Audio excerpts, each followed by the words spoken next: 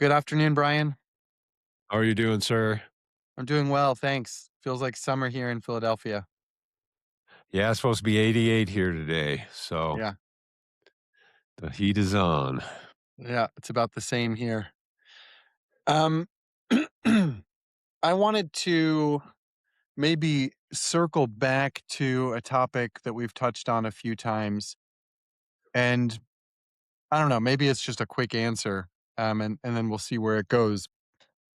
But in the thinking about like ethics in one sense or karma in another, I was kind of curious to talk about what the beliefs are about the field. Like, what are the metaphysics that make acting like a good person, um, that make that impactful? So, like, I think standalone, you could say acting like a good person is worth doing because it's good. But the idea of karma seems to imply that there's some um, predictable, at least categorically predictable benefit to it. And I was thinking about that kind of in the context of quantum potential or source, right? And on, I guess on one hand, we can imagine that quantum potential is this um, pre existence of infinite probability manifesting into reality.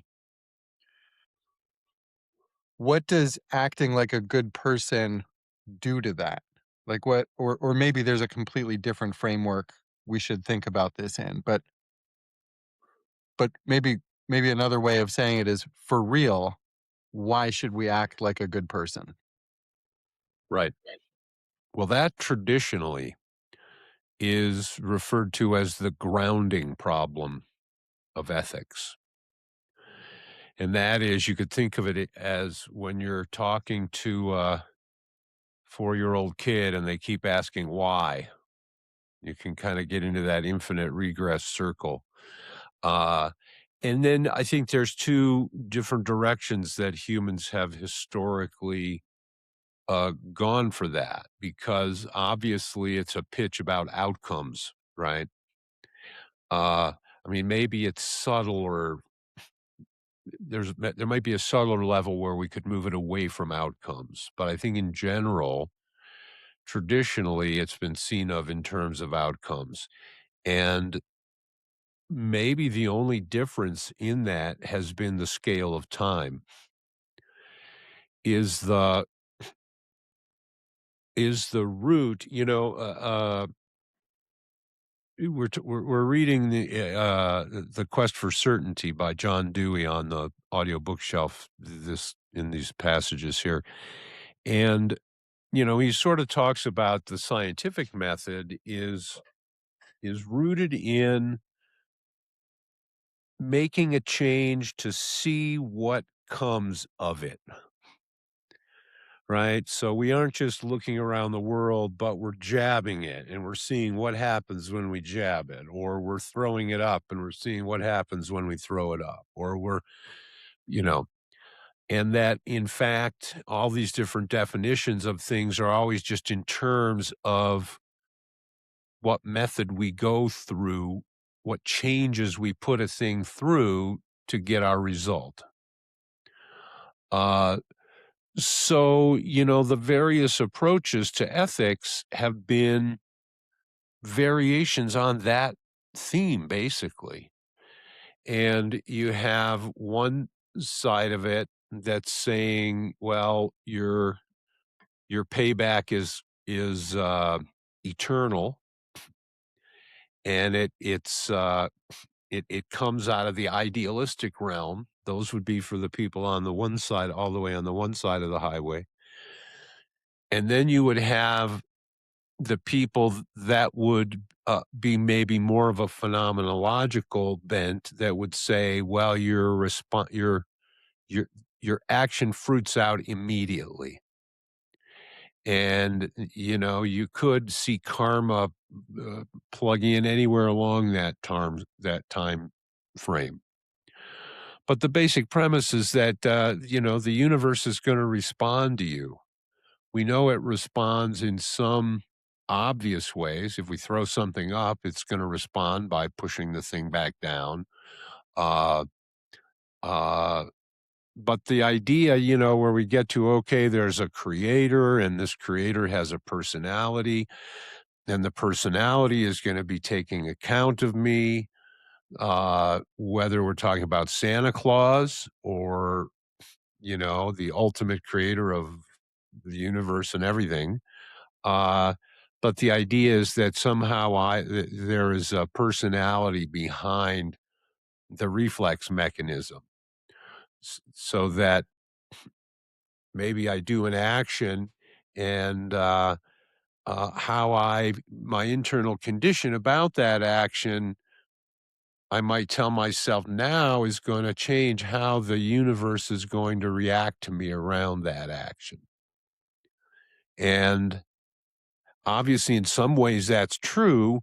And also, there's a border where we move into more and more magical thinking. We attribute a personal relationship with things that may or may not be there in a confirmable way to other people's satisfaction. So let me pause you. Two questions come up. One is, I was surprised that you used the word personality. So I'm curious to drill down on that. And then the other is, um, it's obvious that in some ways that's true. You said that um, that acting like a good person has consequences, and then there's a border beyond which we get into more and more magical thinking. And I guess my initial question was, how do we know where that border is, and how do we know that um, that acting like a good person has consequences? Uh, and maybe those questions are related. So maybe start with the personality. Well, if I screw up and I do something that even I think is not correct, I might tell myself, well, if I really understand the nature of the negative thing that I did, and I'm genuinely regretful for it, uh, then I may, and in some traditions, I would need somebody to intercede. And in some traditions, I could do this myself. But the idea is sort of beseeching the creator for mercy or for forgiveness. If I'm falling off of a hillside, there's no benefit to me beseeching gravity for mercy. The the implication is that there's some judgment to be made. Like Santa Claus has his list of nasty and nice, and he's going to say, well, and this is where we get the idea of God as a judge, that when you die, the repercussions will all be weighed on the scale, and or the old images that your soul, right, gets weighed on this scale. And if it's as light as a feather, then good for you. And if it's not, and that's the ultimate why for everything, that's their grounding. Is that metaphysically you're going to be standing there? Is it St. Peter that one comes to terms with? Ultimately, he's got the account book out. And then you did step on those 6 ants on February 3rd, I think, in 1986. And, so this could get quite long based on whatever applause system we're using to do our plus and our minus columns. And then there's the other view that I probably tend in the direction of, and that is that I think I might have mentioned this before, this idea that most humans aren't seriously capable of much evil or much good. That they're kind of in the just like your German Shepherd is kind of he's gonna be reacting mostly on instinct and not out of a quality or lack of quality of a soul, even though we all know that our pets have wonderful souls. Somehow, we cut them the slack. If we meet a junkyard dog who's really mean and who has a lot of negativity towards us, we immediately cut the dog slack. We say, "Well, someone has seriously mistreated this dog." And so we kinda say, "Well, it's not the dog's fault because he has no moral character." But humans, we hold to a different standard typically. But within certain lineages, they say, "Well, maybe not that much difference." You know, and in that school, the idea is that you have to go through with some sort of a transformation, and that the more of this transformation, one teacher explained it, he said, down at the bottom of the ladder, you might do evil, you might do good, but it won't be great evil or great good. But then as you go up the ladder, you hit a certain point, you go left or you go right. If you go to the right side, you become a saint or a sage. If you go to the left side, you become Mogwai, which is a demon, basically. But the idea is that some multiplication of power had to happen there before you were capable of great evil or great good. And that most of us, without enhancing our capacities, most of us are just kind of billiard balling our way around, and that it's all perfectly written into the script, part of the game. The one thing billiard balls are going to do is bounce into each other and alter each other's vector, right? And but so there's this idea that one can actually maybe rise above that by taking on a certain conscious responsibility in the matter. Uh, by hearing the Tao and striving to live our lives in accordance with it, is the way Lao Tzu puts it. Or uh, by completely individuating, if we want to look at more modern psychology. Because, if we say, okay, the response isn't going to be in front of St. Peter someday on Judgment Day, but that Judgment Day is always here and now, and that when everything that I do alters me, and then as I make my way through the world, those alterations are gonna alter how I hit the other billiard balls and how those billiard balls are gonna hit me. Because we know, for example, that if I do something bad and I feel regretful and I, make amends and I, try to patch it up, uh, the idea is that I'm in a different situation karmatically. I've like unplanted those seeds, dug up those seeds of evil acts so that they can't grow anymore. I've kind of, you know, as opposed to doubling down, which is I think it's a normal human experience that we probably learn in our toddler days. When you're standing there with all chocolate all over your face and your mother says, "Who ate this chocolate?" and you point at the dog, uh, you're still at the stage where you can go all in because you haven't kind of realized that that feedback loop has an inevitability to it. But at some point, maybe for most of us, we cross the line where we go, "Yeah, the chocolate just did it to me." I gave in. Uh, uh, my weakness, my spirit was strong, but my flesh was weak, and I, you know, I think Oscar Wilde who said I can resist everything except temptation. yeah. And so this is that idea of the frailties of the human soul, and this idea that humans are creatures dangling between the beasts and the gods. that we're pulled in those directions. That we have the two wolves, right? Or we have the little angel and the little, which all sort of implies free will as a random aside there. Uh, maybe so. It certainly implies the question about free will. Yeah. But you said Yeah. something that went to my original question about uprooting the seeds of evil, um, a- as opposed to doubling down, and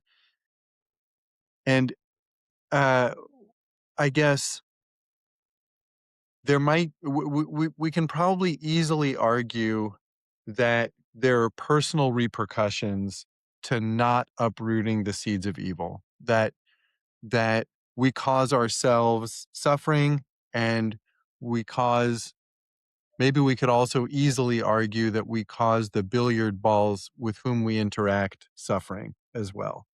That one we kind of have to take some premises of psychology and um, but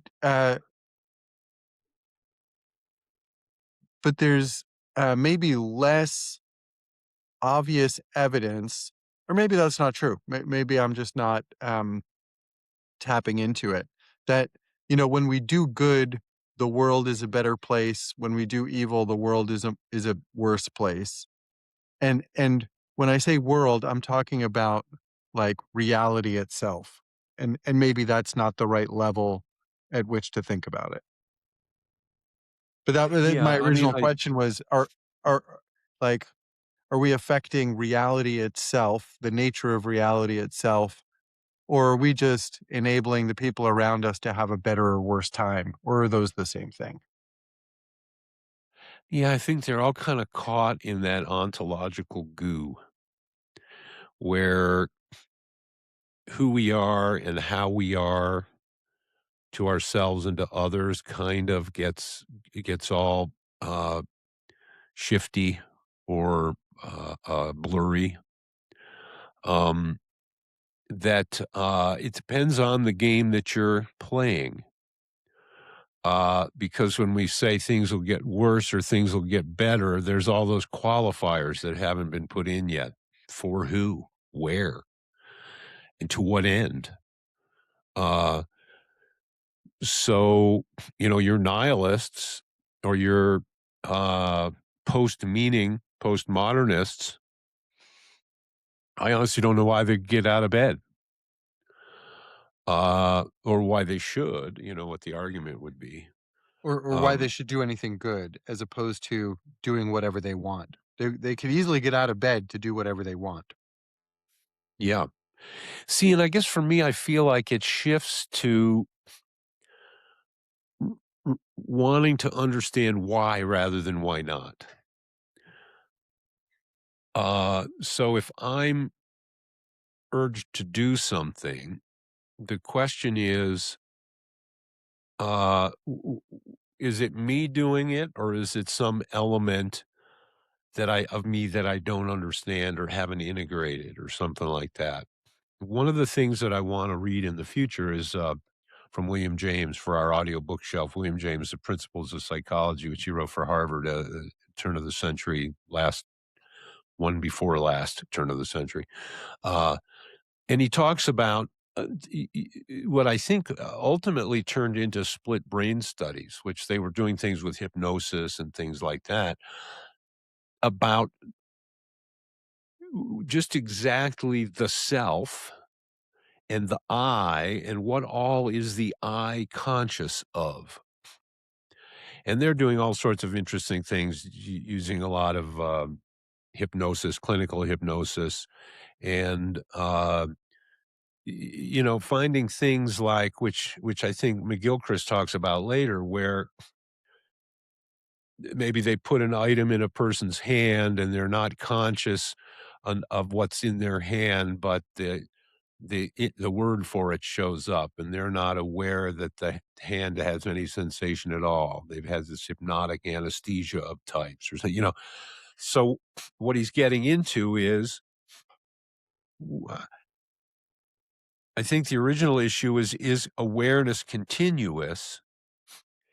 And if it wasn't, how would we know? And from there, it's a short step to, do we know why we do things on the more nuanced levels? Uh, the things that maybe we would ordinarily not think about the whys, but that when we unfold the whys, there turns out to be some deeper reason. Um, and a lot of different psychology tries to, we have this idea of that we hide things from ourselves intentionally. So for me, the idea of why do I do things is connected to why I shouldn't do certain things. And my feeling is that those two are almost never unrelated. That if there's a thing that there's a moral question about whether I do it on the outside, there is going to be some corresponding element to be illuminated on the inside that has to do with what's the motivation or what's the compelling reason that pushes me to it.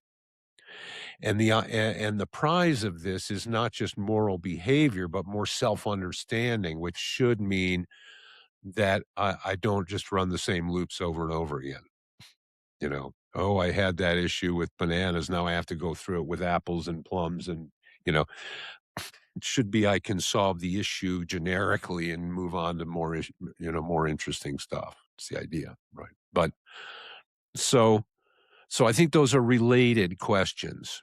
Why not is kind of what you're asking. And I'm pointing to that this is always going to be related to the why. And this is the this and the that, right? This and that, this and that. And so the question is, how do I see the third force that is the unification or the ground upon which both are made necessary, right? It's the record player that makes a back and a forth. And it is in the nature of the record and the spinning that the back and forth is generated. And the idea of a back without a forth, that's just not anything that happens. Well, the third thing shows that in a relationship of the why, which is connected to the why not. Or we talked about things in terms of there's an inside and an outside and a movement from one to the other. Lots of movements from the one to the other. And so, ethical considerations are really drilling into that back and forth relationship and the expectation machine that we sort of run around that all. What's going to get us the good, as you mentioned. And so and this is the capital G good. So which is another way of putting it back on the why. That presumes the why, or the why is presumably because the good.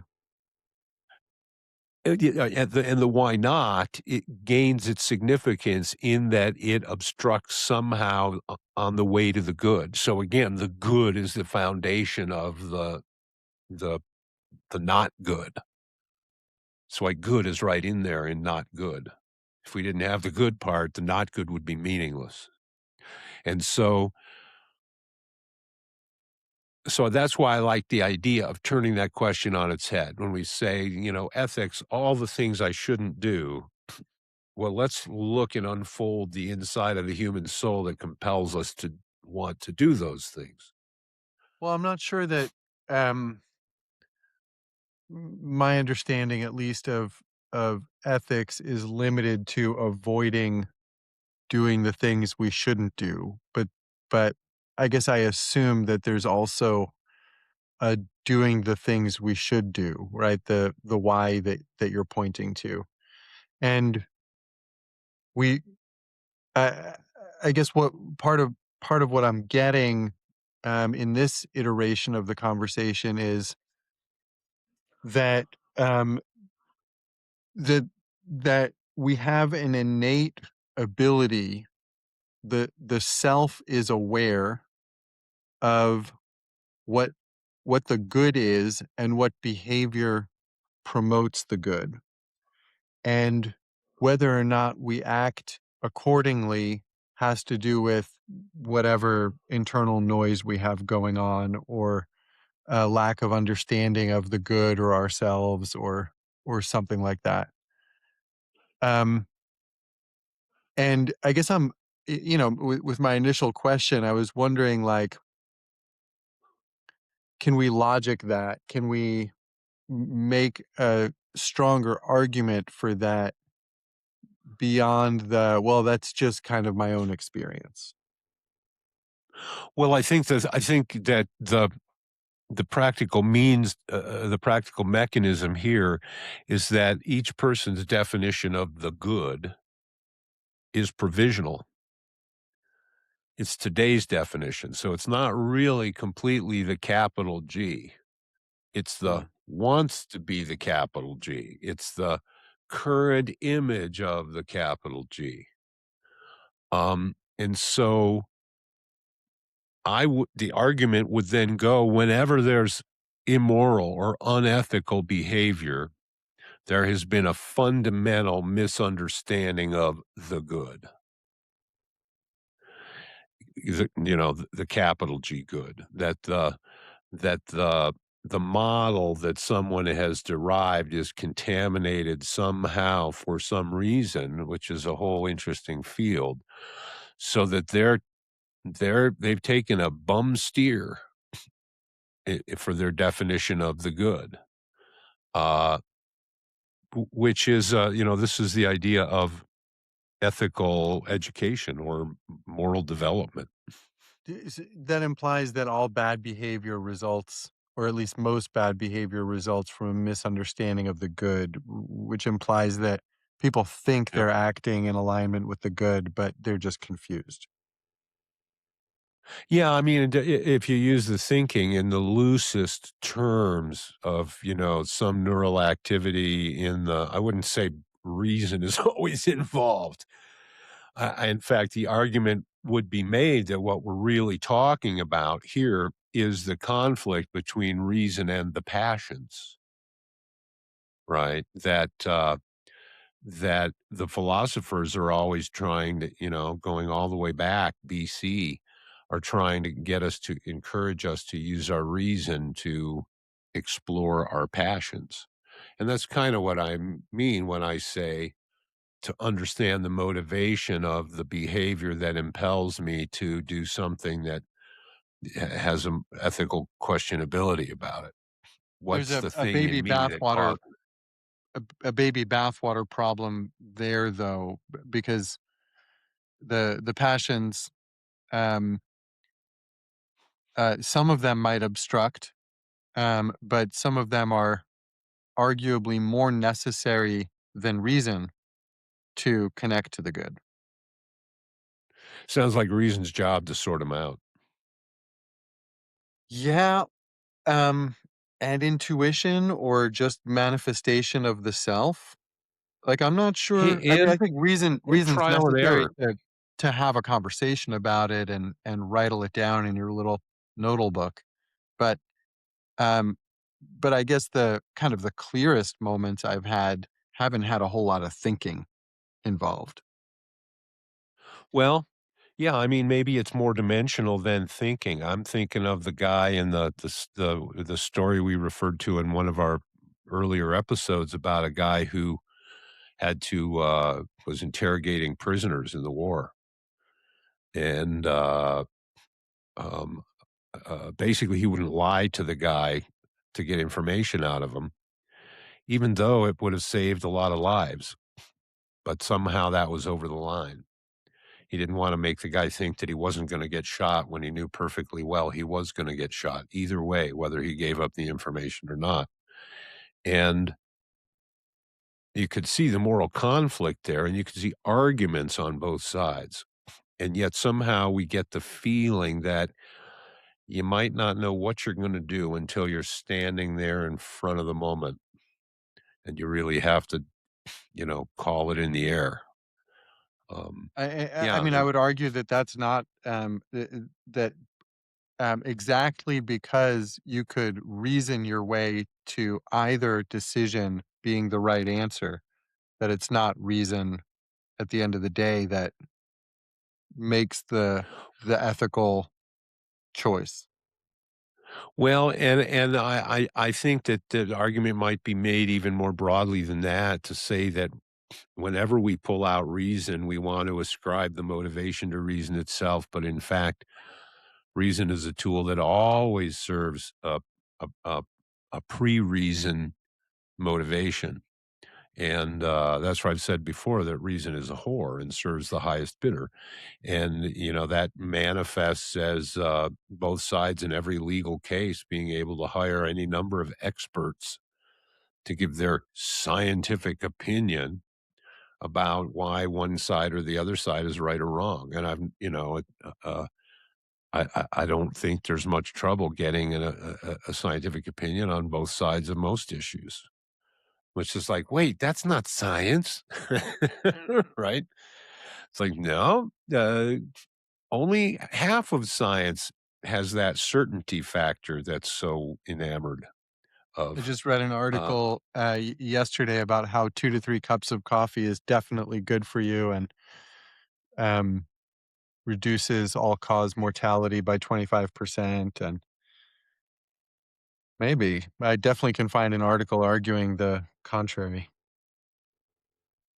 well, and whenever you're arguing a single causal chain in a multifactorial model, uh, you just can't it's just not ever that clear. And that's why they just start to go trying to measure outcomes, right? They just jump to the end of the process. And it's like, well, but maybe somebody's maybe like here's one that I thought was pretty funny was when COVID was happening, what was one of the things that would keep you safe from COVID? Did you hear about Social this? distancing or masks or Having a certain level of nicotine in your blood. oh Turns huh, out just took out the spike proteins. huh. So, you know, it turns out that, reality is multifactorial.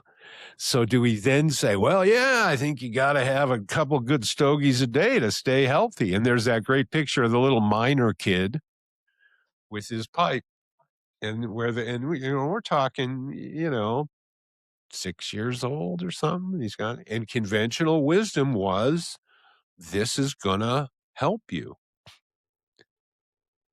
Everything has an effect. It can be too much or not enough, right? And so yeah, so there are reasons that are not always honest ones that make us want to go for that quick, easy explanation. Like, for example, with coffee, that's a no-brainer because coffee is the second most traded commodity, only second to petroleum. And, with the Hormuz thing, maybe it passed petroleum. I don't know. People get drinking coffee out of their nervousness of what's going to happen.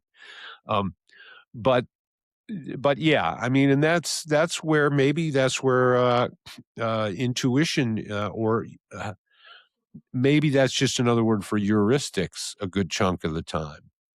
And that is that we have all these factors. And so the question is, which are the dominant factors that are really the game changers here? And which are the ones that are just kind of stuck along for the ride? And, we might be able to show these little relationships, but uh, probably taking on a 2 pack a day habit is not a great preventative measure for COVID. You It heard it might here prevent first. COVID, but there might be some um, undesired consequences. Exactly. And that's this idea there are no solutions, there's only trade offs. So this is risky, um, but I want to go back to your comment that we can't really understand the good. We can only understand the good as of now. There's even a question as to whether our idea of the good is more refined than it was a generation or 10 generations or 100 generations ago. I mean, there's an assumption that there's an evolution happening in that regard, but maybe that's open for debate. What's our best understanding of the good? I'll just say, in my original question, I think there was a presupposition that there's kind of like a natural state of things that we're trying to be aligned with. And I don't know if that's over the target or not. I think that's just a predisposition that I tend to have, that if we can be aligned with how things ought to go, then there's just less friction and we're part of a flow. And I could say more words, but they're not going to mean a whole lot more. I think we get into the question of, the Platonic distinction that literally people have been reacting to. Heidegger was all a reaction to Plato, basically. And that was, okay, the good, we've capitalized it, which means we've tried to separate it from all the specific things that are good. Like a fisherman has an idea of a good fish, but this good is bigger than just a good fish. And a carpenter has an idea of a good board, but this good is bigger than just a good board. This somehow is supposed to catch all of that. Uh, a great argument can be made that that's just fantasy, that there is no the good. There is only good things, that I can't separate being with a capital B from individual things that are, from beings. And so, that sort of viewpoint says that good and bad is purely a back and forth based on your seat at the phonograph table. To briefly reprise, folks, if you haven't listened to us before, I often refer to the phonograph table. Phonograph's an old-fashioned machine that used to spin a disc that had grooves in it, and the things would vibrate. It would make a sound, and so we're talking about sticking a candle on this spinning disc, and that if I look at the disc, I'll see the candle go back and forth as it spins around on the phonograph. But if I sit on the opposite side of the table, what I think is back will be forth from what it was. And then if I sit on at right angles to that axis, my backs and forths will be halfway through the backs and forths of the other. In other words, what's back and what's forth is completely relative to where I'm sitting around the table. And that represents having a particularized viewpoint, having a here and a now, being a being, what Heidegger would call a Dasein. You're not just beingness, you're this person in this seat. And so the argument is good and bad just a back and forth on the phonograph? A lot of human relationships have a fundamental adversarial relationship at their heart. If we look at a landlord and a tenant, what's good for the landlord tends to be not that good for the tenant. What's good for the tenant tends to be worse for the landlord. The landlord wants more rent. The tenant wants less rent. The landlord wants to spend less to upkeep the property. The tenant wants to spend more on the upkeep of the property. Or employee-employer, same adversarial relationship. The employer wants to get a little more out of the employee for the same amount of wage. The employee wants to get a little more time off and maybe get paid a little bit more for a certain amount of work. So there's fundamentally an adversarial relationship there that's just bound into the nature of the relationship. And that's like the back and forth. When the employee all of a sudden owns the business, now the record player is going to look entirely different to him. He's going to maybe want to make decisions based on a different definition of good and bad. Well, Socrates had a real problem with that because this is a version of particularist thinking, or what we've called tribalism, Alcibiades in the Meno says virtue, the good behavior is to do evil to my enemies and to do good to my friends. Is it also moral relativism? Yeah, I mean, I guess you could put it that way because the morality is relative to the perspective that it's being Context. seen from. And Plato, remember the original question was, can virtue be taught?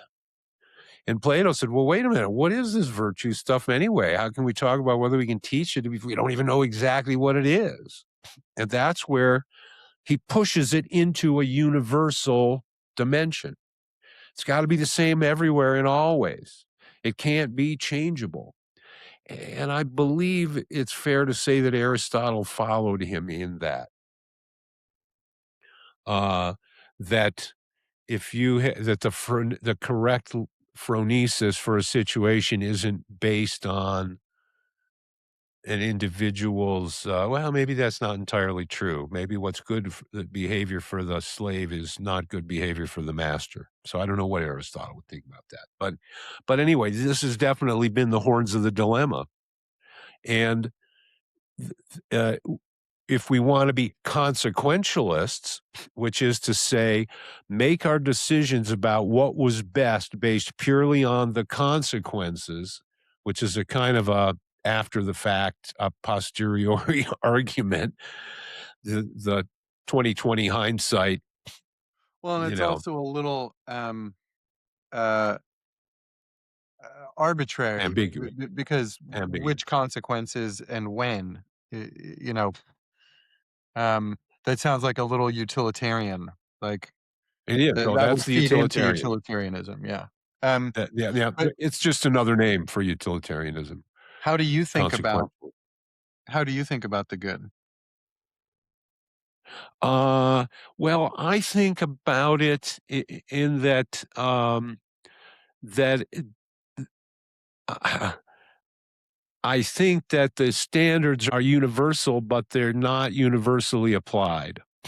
In other words, I do think that there is a universal good.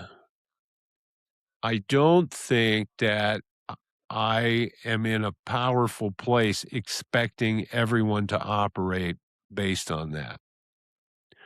In other words, to look at what the Confucian might say is that the principles that make someone chunsu or there's some Oh, other the terms Qigong. that well, it's chunsu is this gets translated typically in the old school Confucius translations as the superior man. Qigong. But it doesn't have the elitist sort of overtones that when we say the superior man, it has more to do with the product of refinement. So it's like, and I apply this only to myself, and that is that the way that I relate to things, for example, there's things that I won't do because I wouldn't consider it fair, but I don't expect other people to follow that. Uh, I have made certain ethical decisions about things I would do that I wouldn't expect other people to make because I'm not sure they could pull it off. Um, so I think that ultimately that ethics, those questions are you have an ethical responsibility to others around you, but I think ethics goes beyond that. Ethics in terms of those around us is always kind of a minimal thing. And I guess I feel like someone should be operating out of their highest understanding of what's going on here. And I don't think you can expect everybody to have a significantly high uh, understanding of what's going on here that we can expect the highest morality out of them. In other words, it doesn't feel appropriate to me. See, for example, that's why when I go to Africa and African countries are in their own states of political development, I don't feel that it's appropriate that I go there as a first world American and I start holding up the yardstick that I would hold up to myself personally, because the system that they're operating out of was niche specific. It rose up as an appropriate response to certain environmental situations. And for another definition of ethics to arise, it's going to have to organically develop to that state, if you will. So, so I connect behavior to the state of moral development, and that the general principle that one should always try to hold oneself to a higher standard than one holds others to. Um, and so, for example, that to me as an employer, when I had people working for me, that translated to me feeling a certain definite responsibility towards the people that were working with and for me, that I'm certain that nobody that I worked for ever shared to the degree that I shared it, to the degree that I had it. Uh, and nor did I expect that. You know, for example, when I was young, I needed to make some money. I got a job as a door-to-door salesman, and I was selling cut cone knives made by Reynolds Aluminum. And the guy that got me into it was a real salesman, and he had made his entire life through sales. And he was gung ho about sales. And his bottom line was, "What did you sell? Like, what were your numbers?" And I went to a house, and have I told this story before? Where I sold this lady $300 worth of knives, and then I couldn't sleep all night, and I have this dream finally in the morning, and in the dream, I'm punching somebody, you know, and I hear 2 voices in my head, and one says, "Oh my god, that was perfect. That was just exactly the right timing and the good stepping and everything." And the other voice saying, "My god, what are you doing?" And then I happened to pick up a book that was a Rajneesh commentary on the Gospel according to St. Thomas. I happened to open it up to a verse, where it says, "For man cannot ride 2 horses nor draw 2 bows, or serve 2 masters, or else he will love one and despise the other." And that hit me like, "Yo," because that was exactly what I was feeling. And I just called up shortly after that aha, and I quit the job. And the guy couldn't understand what had come over me because he knew intuitively I'd be pretty good at this. And, but I knew she didn't really need $300 worth of knives. I also knew that she had more money than she ever had to worry about, and so it wasn't gonna be any skin off of her nose to get $300 worth of knives. You know, it wasn't, that I felt like I had ripped her off or that she didn't get what she paid for or something like that. I just felt this was not me. And I have a feeling that the guy that wouldn't lie to the prisoner who was gonna get executed, even though he needed information from him, I have to imagine that that's kinda what he had. And one of those moments where I'm talking to a soon to be dead man, am I gonna lie to him? And I have to think that he thought, "This is just not me." regardless And of how many people might be saved by lying. yeah, it seemed like it was an encounter with the actual act, with the Yeah, yeah, imminence of the actual act. which is a great argument against consequentialism. Like, if that was an ethical act the consequences might not bear that out. Yeah. And was it an ethical intuition? And do we have ethical intuitions? Well, as I said Uh, earlier, I don't think it was reason. So I think we have to assume it was either ethical intuition um, or a unintegrated element of the psyche. well, and there's a lot of interesting conversations about that because, this is kind of James's point is how many consciousnesses are there in there? There's one consciousness that's engaged when you're dreaming, which he refers to. But then if you don't if your daytime consciousness doesn't grab that payload, it's gone. Uh, it strikes me that we could see what Ian McGilchrist talks about and the complementary function of the lobes as an argument for us really having two separate brains, and that those two separate brains, which is appropriate because we're in the world of this and that, right? And which doesn't say that there isn't this third unifying thing that's consciousness that has to be built out of those and integrate those, right?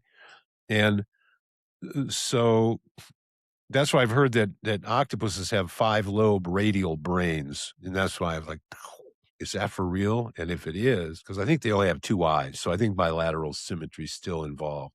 But if it is, like, wow, what is that gonna be like? Makes me wanna change color just to think about it. And then there's the argument of Julian Jaynes in the 1977 book, about the origin of consciousness and the breakdown of the bicameral mind, where he makes the argument that back in the BC days when our heroes like Achilles and these types were hearing the gods in their heads, what they actually were hearing was one of the spheres trying to assert over the sphere that was in the here and now consciousness, and that it showed up as an other because of that separation. Interestingly, McGilchrist points out that the corpus callosum, which we think of as a bridge between the two spheres, he says actually what it does is it inhibits communication between the spheres more than it's facilitating communication, which is an interesting, you know, almost to say that one sphere is maybe choosing what it wants out of the other sphere in the communication or back and forth, maybe that each one is parsing somehow or, uh, but again, it's a function of the integration of the two. So there's some nuance to that. Um, but so is this what I was getting to is does this mean that this is the voice of our holy guardian angel telling us, no, don't do it? Or telling us to step out of the way and then the piano, falls out of the, and, but I think that these are all part of that question, who am I really? What am I really? What's going on here really? Uh, I feel like Husserl's intentionality plugs in there as well, having to do with it's kind of Heidegger also. What when we reach out into the world, Heidegger, and this is not an immediately obvious thing, but he says the structure of our being has to do with care, that it's our engagement with the outer world that we care about the outcomes. That care is why we want to be predictive. Care is what points us towards the future. So the outcomes. We want to know what's going to happen. We want to know how do we manipulate now for what's going to happen. And so it's hard for me to not think that our ethical, moral quantity is somehow reliant to that caring relationship with reality itself. and maybe Interesting that's what gets. to hold that up against Bergson and his argument that our fundamental nature is building stuff. And how does that um how do we parse that with our fundamental nature is caring in the sense of what we do today has an impact on the future. Well, when we do stuff and we make stuff, we wanna do it right. Why? Because we care, and we don't just care about the thing, we care about the future that that thing will help bring into focus or into manifestation. But again, it's that structure of care.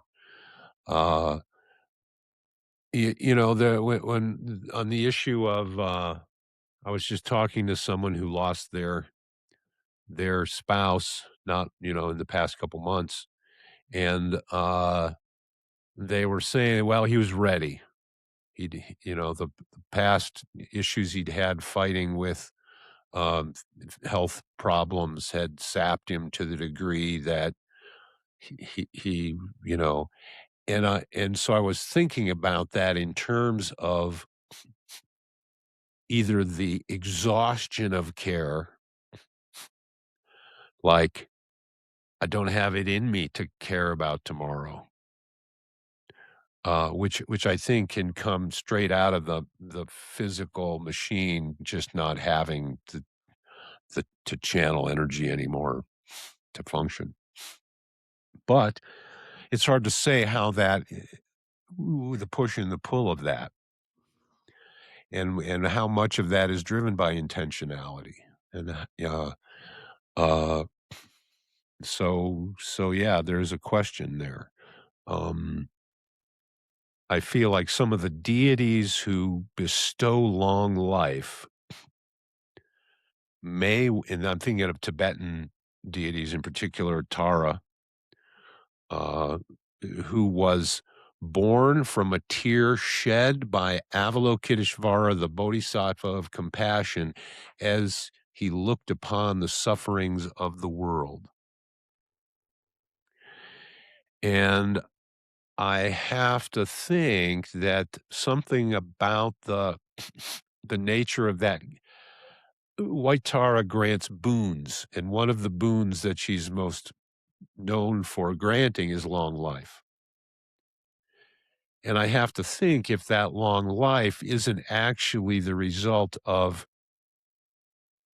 an enriched relationship having to do with that caring uh, uh, uh, nature, that that caring relationship between the self and the outside.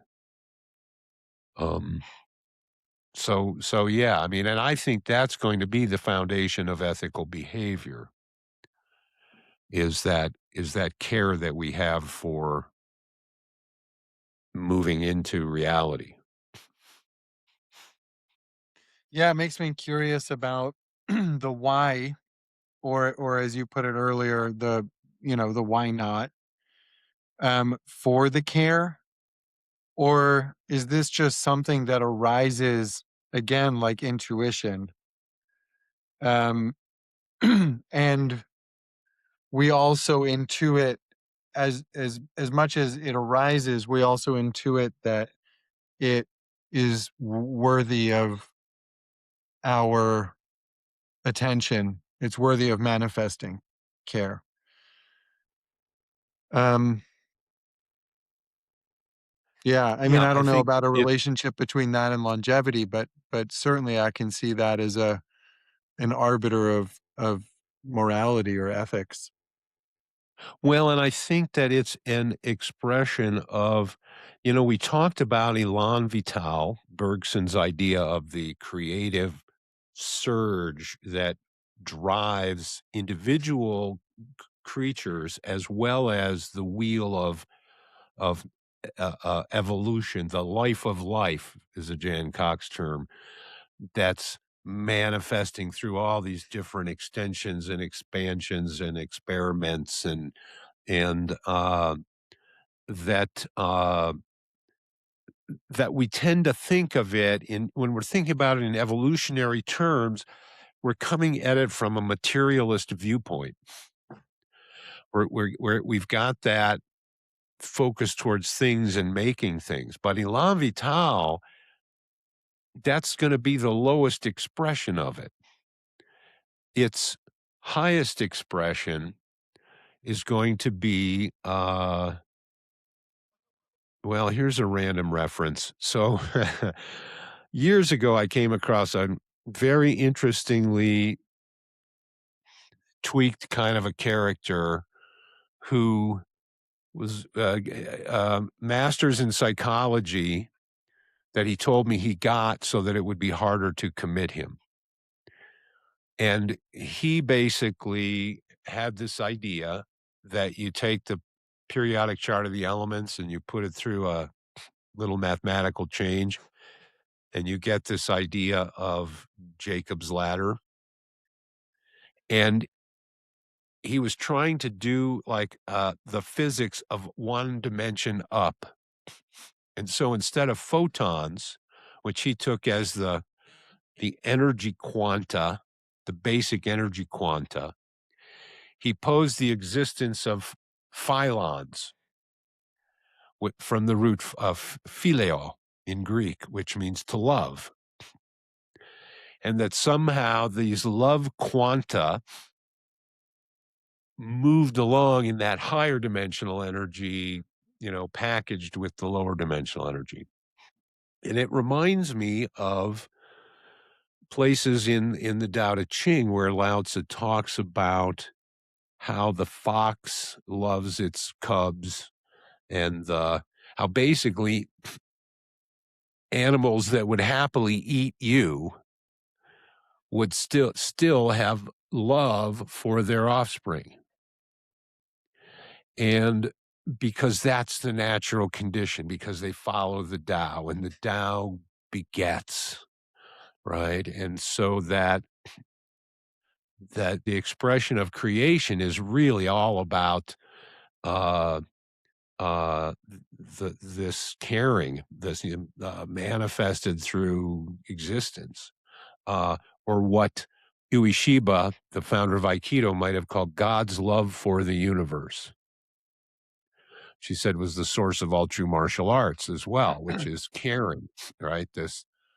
Which does have this idea of what's right and what's good and what's a best outcome.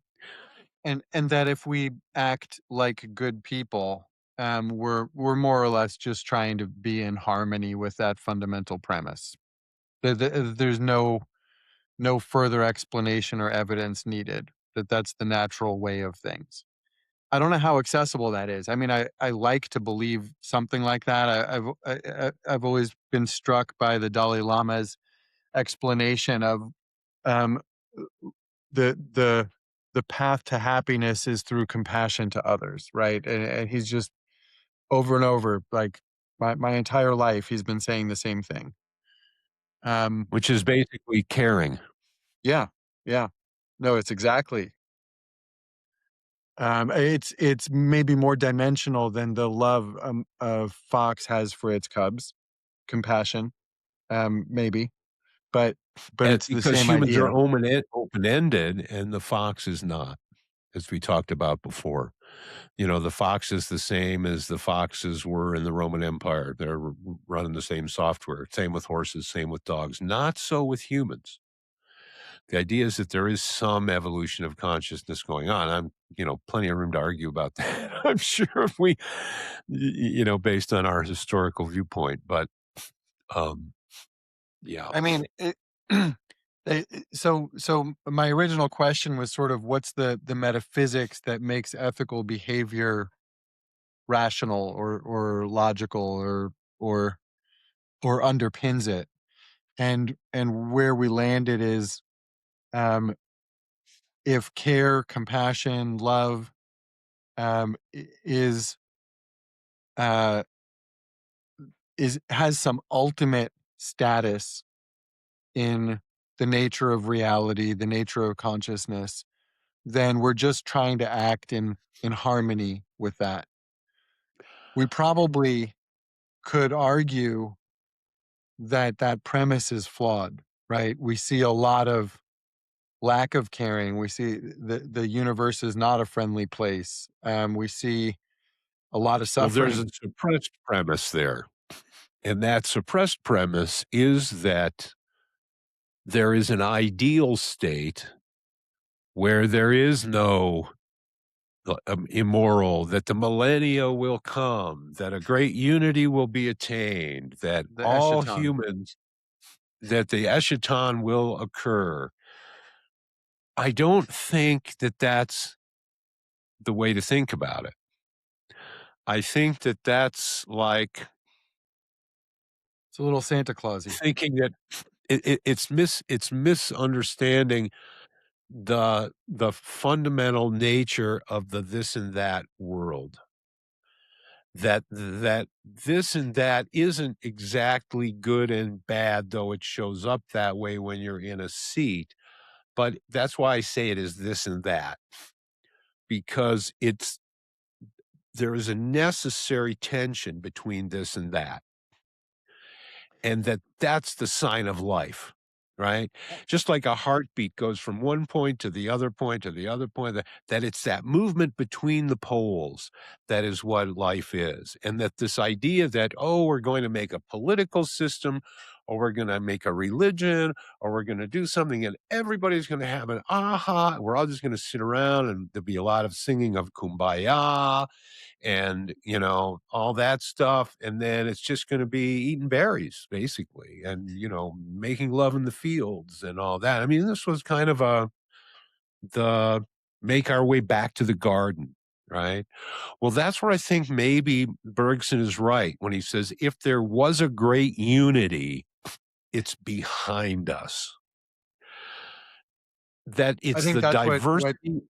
what yin and yang represent. Or I just saw somebody make a quick video positing that the fundamental nature of reality it was contrast, right? And contrast is made of nothing, right? The physical reality is just a manifestation of contrast in that there's physical and non-physical, for example, right?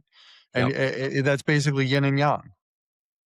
If the river's moving at all, there's gonna be some up waves and some down waves. You're gonna be on a sine wave, and it isn't about always being up, or avoiding ever being down. It's about that bobbing, weaving action, that riding flexibility, that variability being the test, the how far can the clown on the unicycle lean in one direction before he has to lean back? Like, how dynamic is his dynamic equilibrium? Because it's the dynamic part that means it's alive. So, Does that that's why imply, do you think, that um the manifestation of caring or ethical behavior um fluctuates also, that there's a this and that about it? Or do you think there's a fundamental that I get that's back to, like, yeah, the nature of the self and all that stuff. Of course, there's and in some this world dependency to ethics, but I guess I wanna believe that there's a fundamental morality, that it's not all relative, that there is a good. I mean, I feel like th that's the practical ramifications of what my experience has been, because it has to do with identity and which part of the spectrum of human potential are you operating out of, as we're a beast dangling between the beasts and the gods.